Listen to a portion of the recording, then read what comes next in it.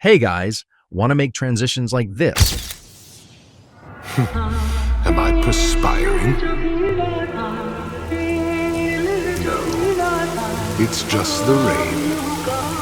These fools could never make me sweat.